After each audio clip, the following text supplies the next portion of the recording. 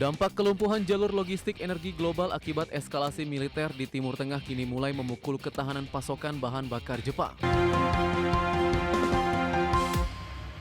Pemirsa, impor minyak mentah Jepang dari kawasan Timur Tengah dilaporkan anjlok drastis lebih dari 67% secara tahunan pada periode April 2026. Penurunan tajam ini akibat penutupan Selat Hormuz memaksa negara Sakura tersebut mempercepat peralihan pasokan bahan bakar ke sumber alternatif global. Dampak kelumpuhan jalur logistik energi global akibat eskalasi militer di Timur Tengah kini mulai memukul ketahanan pasokan bahan bakar Jepang.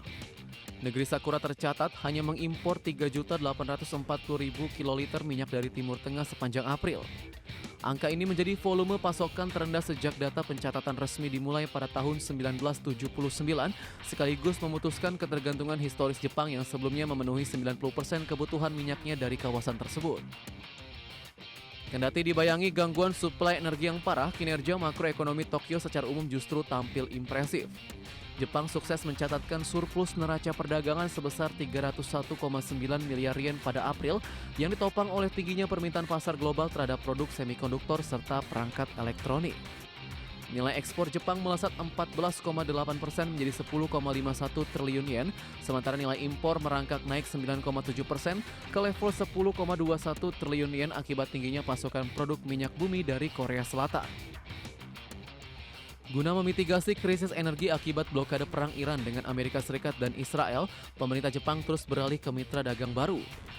Nilai impor minyak mentah Jepang dari Amerika Serikat dilaporkan melonjak drastis hingga 118,2% dibandingkan tahun lalu. Diversifikasi agresif dan pencarian pasokan alternatif non-Timur Tengah ini dinilai pada analis menjadi kunci utama bagi Jepang agar struktur ekonominya tetap kokoh di tengah badai geopolitik global. Berbagai sumber IDX Channel.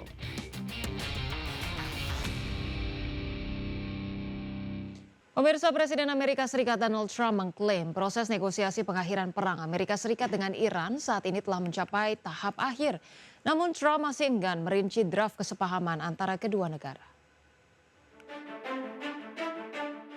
Presiden Amerika Serikat Donald Trump mengumumkan bahwa proses negosiasi antara negaranya dengan Iran saat ini telah mencapai tahap akhir.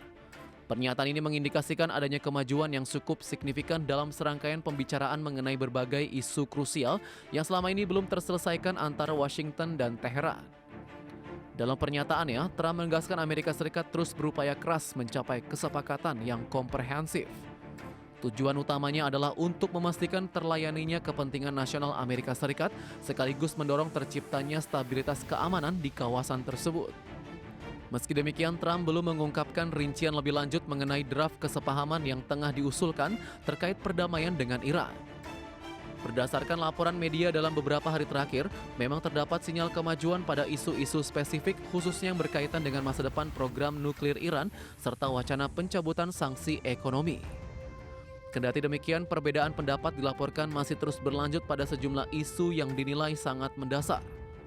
Di sisi lain, posisi Iran juga tak kalah keras. Teheran bersikukuh pada tuntutan mutlaknya terkait pencabutan seluruh sanksi ekonomi dan jaminan penuh atas hak pengembangan nuklirnya.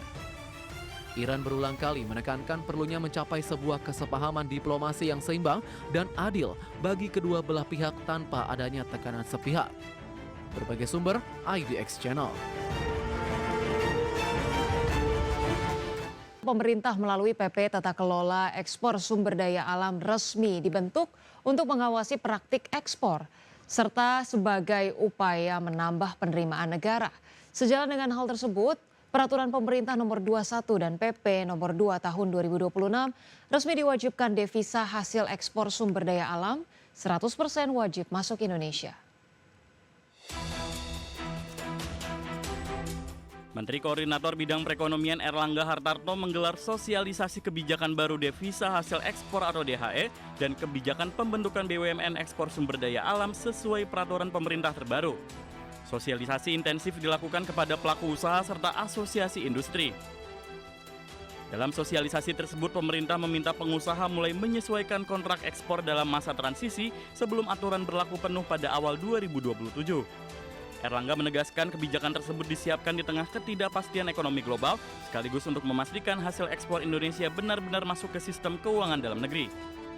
Pelaksanaan devisa hasil ekspor yang berlangsung tanggal 1 Juni besok, dan juga pelaksanaan dari ekspor CPO, batu bara dan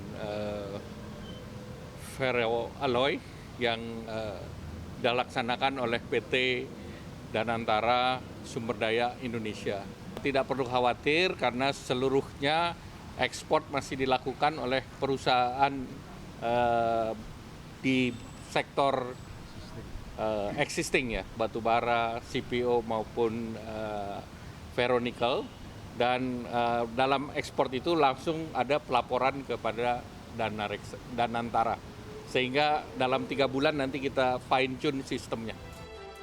Sejak rapat paripurna DPR RI 2 hari lalu, 2 pilar kebijakan strategis diterbitkan pemerintah. Yang pertama terkait optimalisasi devisa hasil ekspor, dan yang kedua kebijakan ekspor sumber daya alam strategis melalui BUMN ekspor. Salah satu poin utamanya, mewajibkan eksportir sumber daya alam memasukkan 100% DHESDA-nya ke dalam sistem keuangan Indonesia dengan tingkat kepatuhan penuh. Dari Jakarta, IDX Channel. Pemirsa, Presiden Prabowo Subianto geram 15.400 triliun rupiah hasil kekayaan alam Indonesia hilang, dimanipulasi bahkan dicuri dengan berbagai modus transaksi perdagangan. Melalui kebijakan tata kelola ekspor yang baru diterbitkan, Presiden berharap hasil devisa kekayaan alam Indonesia bisa dimanfaatkan untuk kemakmuran masyarakat. 900 miliar dolar kita hilang. Bayangkan kalau 900 miliar dolar kita nikmati, kita pakai, negara apa Indonesia ini, saudara sekalian? Ada under invoicing, ada under counting, ada transfer pricing, saudara. Banyak di antara kalian senyum, mungkin di antara kalian ada pengusaha-pengusaha juga di ruangan ini. Berarti tahu apa yang saya bicara itu keadaan yang sebenarnya, saudara-saudara sekalian. Kita sudah hitung, kita sudah pakai random, kita tahu bahwa perbedaan antara yang dilaporkan, yang tidak dilaporkan itu sering mencapai 50%. Yang dilaporkan adalah 50% dari keadaan yang sebenarnya. Masih di Prime Market Highlights, pemirsa, Direktorat Jenderal Pajak Kementerian Keuangan mencatatkan hingga 30 April 2026 penerimaan dari sektor usaha ekonomi digital sebesar 52,4 triliun rupiah. Kemenq telah menunjuk sebanyak 264 pelaku perdagangan melalui sistem elektronik sebagai pemungut PPN PMSE. Direktorat Jenderal Pajak Kementerian Keuangan mencatat hingga 30 April 2026 penerimaan dari sektor usaha ekonomi digital sebesar 52,04 triliun rupiah. Direktur Penyuluhan, Pelayanan dan Hubungan Masyarakat Direktorat Jenderal Pajak Inge Diana Rismawanti mengatakan, dari nilai 52,04 triliun tersebut berasal dari pemungutan pajak pertambahan nilai perdagangan melalui sistem elektronik memiliki kontribusi terbesar yaitu 39,94 triliun rupiah.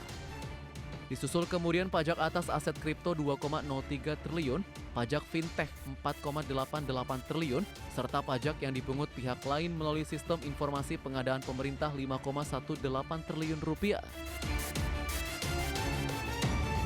Adapun hingga akhir April 2026, Kemenq telah menunjuk sebanyak 264 pelaku perdagangan melalui sistem elektronik sebagai pemungut PPN PMSE. Berbagai sumber IDX Channel.